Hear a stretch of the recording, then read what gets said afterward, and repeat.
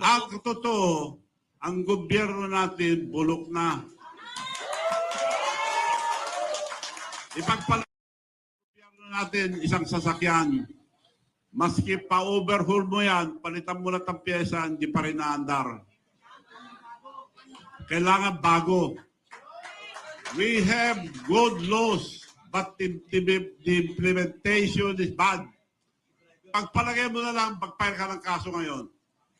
Abutin ka ng siyam-siyam, may parking fee. Magbayad ka lang parking fee, matutulog na ang kaso mo. At nakukulong yung mga tao na walang pera. Yung mga may pera, walang nakukulong. Unless natututukan ng media, doon lang nakukulong. Ego, bako ho'y nagugulimihanan. Lahat po ng tinuturo itong si Congressman Romualdez at ito pong si Congressman ko. Bakit hindi pa ho nila dinadalaw sa investigasyon nito? Gop, bakit tinatago pa ho nila, Gop? Pinsan ng presidente yan. Yun, nadali, Gop. Nadali. Ang alam ko, si Saldi ko, lumipad na. Nauna na. Hindi mo na makita yon. Salamat po, Gop.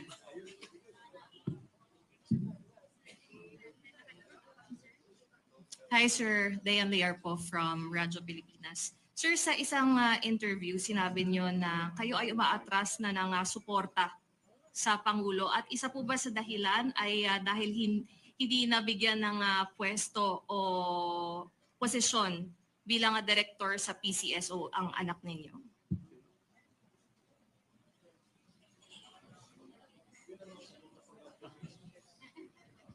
Ang mabuti, tinanong mo yan. Nung makatapos ang eleksyon, ikwento ko na lang paano naging presidente itong BBM. Tinawag ako ni Senator Amy Marcos, Manong Chavit, can you help us for the re-election of Bongbong? Dahil dinaya lang, sabi niya. Yes, tawagin mo muna ang leader sa North. Meron akong i-explain sa inyo kako. I will call them, but I will use your name because you're the president of the Mayor's League. Tinawag nila sa bahay nila, dumating mga congressman, governors, mayors. Sabi ni Senator Amy, thank you for coming so we can start the early campaign of Bongbong for Vice President dahil dinaya siya, sabi niya. But Manong Chavit is a plan. Manong, can you please tell us your plan? Okay, ako. Alam natin lahat, napakalakas ni Sara ngayon, walang kalaban. Now, gusto mo Vice President, mag-campaign na tayo maaga. Mag-file ka ng Vice President, marami kang makakalaban dyan. Kung si Sara, kung sa Presidente, wala ka rin laban at the time. So, ang suggestion ko, mag-file muna tayo for President para pag nag-file si Sara, you slide down for Vice President, protected ka na, and I have the leverage to talk to Mayor Inday Sara na ikaw ang Vice President, protected ka na. Palakpakan lahat sila. Thank you, Manong, sabi yung BBM. Okay, COVID pa, bawal pa lumabas. Nakahingi ako ng permit. Meeting, konti lang ang pwede. Hindi pwede malaking meeting. Ang ginawa ko, being the president of the Mayor's League, regional. Kaya humingi ako muna ang pamanhin at patawad sa mga mayors na kinausap ko na nakumbinsi. Dahil parang nabudol tayo. Alam mo, sabi ni BBM, Manong, ang swerte ko, ikaw ang presidente ng Mayor's League. Nung tumakbo ako noon, malaman lang ako sa mayor. Ngayon, puro mayors ang minibit natin. Region by region, region by region, region by region. Pinasyalan namin lahat ng region. Wala siyang gastos.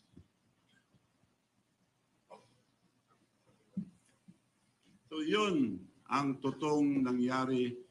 Hindi nila mapagkailaya ang daming tao sa meeting. So, sir, may tampo po kayo kay Pangulo? Ano no? Ang ayaw ko lang na ginawa niya, alam nyo, hindi ko inintindi yung mga insulto ginawa sa akin. Nagpunta kami sa Japan, bago labas lang. Sa presidential table, binention niya lahat. Si Sandro, Dad, Manong Chavit is here. Ginano niya, oh. Hindi niya ako pinansin. Ang mga overseas workers, bastos naman ang presidente yan, sabi nila. Oh, nagtampo ba ako? Hindi. Yung sinasabi mo na pinapasok ko sa PCSO, director lang. Dahil chairman ng PCSO yung kapatid ko noon. Anak niya yon, director lang. Oo, ang dami naman yan eh. Sabi naman ni Special Assistant to the President, Nagdameo, sigurado na yan, Manong. Sinabi na ni Presidente, sigurado na yan. Isa-isa may na-appoint na director, umiiyak yung bata. Sigurado na yan, pag nakita, sigurado. Tapos, di na sumasagot, yung sekretary niya. Nakita kami, yung sekretary niya, tinakpan na yung mata. Wala naman tinupad. Nagalit ba ako? Hindi. Direktor lang. Ang laking naitulong ko sa kanya, hindi siya presidente, kundi dahil sa akin. Bakit ako galit? Bakit ako nainis sa kanya ngayon? Nung pinalis natin ang mga bases dito sa Pilipinas, it was approved by the Senate. Pagpunta niya sa States, pinabalik niya lahat, dinagdagan pa. At para tayong dinadala sa kumunoy. Alam niya na magkakagera ang China and Taiwan. Sabi ng China, we never invaded any country but Taiwan, we have to get it because it's ours. Binigyan sila ng 5 years. Ang Amerika, wag, laban tayo. Pag kayo bumayag, laban tayo. Pagkagaling ang presidente natin doon, binigay kagad ilang beses. Ang dami. Kung matuloy yung away nila, sinong bubugin? Tayo. Ang ngayon, iniinis pa niya ang China. Anong laban natin sa China? China is our neighbor. China is our friend. China is helping us a lot. Mabuti nga, tubig lang kinakanyon nila eh. May karapatan din sila doon dahil ang dami nagkle-claim, hindi lang tayo. Vietnam at ibang country. It should be diplomatic. Kausapin niya lang. Sosyo na lang tayo dyan. She should stay neutral as a leader. He should stay neutral. Bakit tumampi agad? Di pinapahamak tayo. Naghahabon pa. Mali yun. Makakasama natin ngayon live sa studio si dating Ilocos Sur Governor Luis Chavit Singson. Manong, magandang gabi po sa inyo. Magandang gabi, Corina, at lahat ng nakikinig sa programa mo, magandang gabi. Opo. So, sa palagay po ninyo, nasabi na ninyo lahat ng gusto ninyong sabihin sa inyong press conference kanina? Palagay ko naman, kung nasabi ko naman lahat na. At yung mga pabintang sa amin, attack dog yung mga yun. Attack dog. Attack dog, binabayaran para siraan kami. Ayun. Kung may kami ghost project, pakulong kami. Parang malinaw po yung inyong mensahe kanina na dahil hindi na po kayo nakaupo sa pwesto, wala nang pumipigil sa inyo sa batas para kayo po ay magkaroon ng isang construction company at magkaroon ng mga proyekto. Yes, ganun ba? Wala pa rin ako doon. Hindi na ako bumalik sa kumpanya namin. Kaya mga ibang kumpanya ko, kung anong kinikita nila, sila kanila. Like, meron din akong mga radio station, kung anong kinikita nila, sa kanila na. So, wala akong kinukuha. Alright. The best ko na lahat. Well, aside from the fact that sa batas, kung kayo po'y walang pwesto, di pwede kayo magnegosyo. Yes, yes. Ano po ang inyong opinion doon sa sinasabing, well, meron siyang mga kamag-anak na nakapwesto, isang konsehal, isang vice governor, isang governor, at isang congresswoman? Yes, what's wrong with that? On record, yung kapatid ko noon, tumakbong congresswoman, kinuntra ko, ayaw kong dynasty. Sabi ng mga tao, talaga bang hindi namin bubutong kapatid mo? Oo, dahil masisira ko, wala na akong kredibilidad kung manalo yung kapatid ko. So, talo. Ginawa uli yung isang kapatid ko, babae, tumakbo. Kinontra ko uli, ayaw ko eh. Pero lahat ng pinesto ko lumaban sa akin. Ganun di po ba? Di pinayagan ko na lang lahat ng kamag-anak ko. Nanalo naman sila at wala pang kalaban. Kung may katiwalian sila, tinatanggal ko. So you are anti-political dynasty. Yes. You know, anti-dynasty is no longer relevant. Noong araw, matatakot ang tao, babayaran. Ngayon, matalino ng tao, bigyan mo pera, hindi ka bubuto.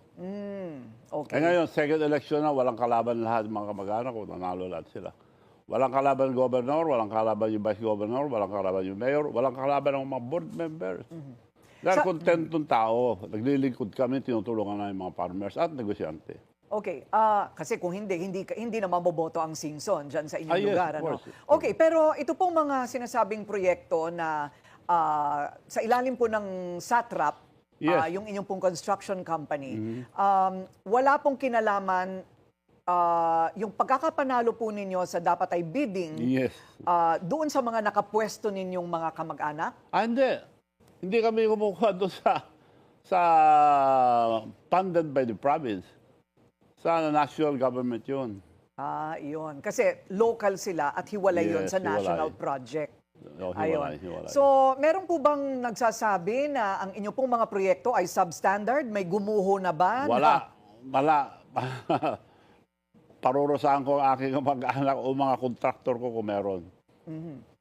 Na-inspection na lahat yan noong araw pa. Ano-ano po ba, Manong, ang mga project doon? May tulay, pabahay, ano-ano po ba? Flood control? Meron din, pero flood control ko konti. Noong araw, kukunting kontraktor. So, tinutulungan ko sila. Ginagamit yung company ko. Pero ngayon, napakarami na. Ibig sabihin, hindi ako gahaman. Binibigay namin sa lahat. Sa kaya dami ng kontraktor sa amin. Titignan mo listahan ng Public Works Highways, napakarami kontraktor. So, yung sa inyo po ay parang 62 proyekto ang tinutukoy, ano po? 10 taon na raw yun. 10 taon yun. Inipon nila, nakasungkit daw ako ng 2 bilyon. Maliit yung 2 bilyon ko 10 taon. Sila, isang project lang, 1 bilyon na eh. Correct, oo. So 10 taon na yung 10 pagitan taon yung kinumpute ng panahon nila. na yon. I see. So, I'm very sure na attack dog yung nagbigay dito para i-mention nyo, para pick upin ng iba. Aha. Uso po ngayon ang nagbabanggit ng malalaking pangalan. Basta mabanggit lang. Uso po ngayon yon, yung magbabanggit ng pangalan, basta mabanggit lang. Ang importante, mapatunayan na substandard o kaya may ghost project. Yes. So you're very confident there are no ghost projects? No ghost project. Pakukulong ako kung may ghost project. Ayun, At okay. dapat makulong din mga attack dog. Yung mga attack dog, opo, libel po yun. Okay, so ano po yung sinasabi ninyo na hamon naman kay Pangulong Bongbong Marcos? Wala akong hamon. Sinabi ko lang na parang Alzheimer siya. Dahil nilabas niya, mahiya naman kayo. Mga flood control. Meron siya eh. Ang mga binabanat ng Diskaya ngayon, silang kontraktor nila eh. Buong Pilipinas. Sa Ilocos Norte mismo, yung mga Diskaya ang kontraktor nila. Imposible naman din nila kilala. Baka nakalimutan lang, baka may Alzheimer.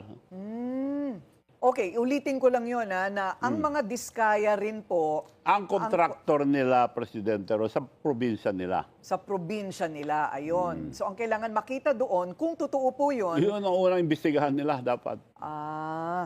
oo nga naman, nasa norte. Norte. From north to south. So uunahin na yon. Pero importante po ma-establish sa Manong, kung yung mga Diskaya projects in the north ay Existing. substandard Yes. or existing. Yes. Oo, or ghost. Yes. Ayun, okay. So Kaya kanina, kung hindi multo yun, imbestigahan nila.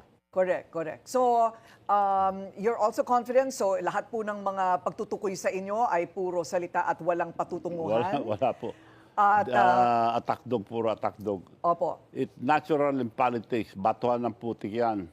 Pagka nagsalita ka, nandun na yung mga trolls. Kung ano na sinasabi. Opo.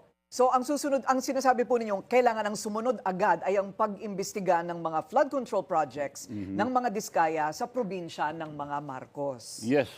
Ayon, okay. Meron po ba kayong hinala? Meron po ba kayong nalalaman na dinaan ng mga congressman dyan po sa norte? sa baluarte po ni Pangulong Marcos? Si Diskaya nga at saka yung bagong mayor ng Lawag, ang kontraktor nila na tinanggal nila yung pinsambu nila dahil ayaw makisama sa kanila. Si Michael Kion. Siya nagsabi sa akin nung nangangampanya na ako kay BBM, Manong, mark my word, they're just using you. You know the Marcoses, they'll just use you. Sabi sa akin, hindi ako maniwala eh. Ako, tinulungan ko ng gusto. Sinamahan ko all the way. After election, may Alzheimer ako, nakalimutan na ako eh. May ideya po kayo bakit po sa palagay ninyo kayo po nilaglag o iniwan o Hindi ko matindahan, ang aga. After the election, nagpunta sa Japan, ang dami namin sa presidential table, binati lahat. Sabi ni Sandro, yung anak niya, Dad, Manong Chavit is here. Ginanon niya eh. Kaya mga overseas workers sa Japan, ang bastos yung presidente niya, sabi nila eh. Wala akong kasalak, bagong upo lang siya. wala po kayong ideya kung bakit? May Alzheimer.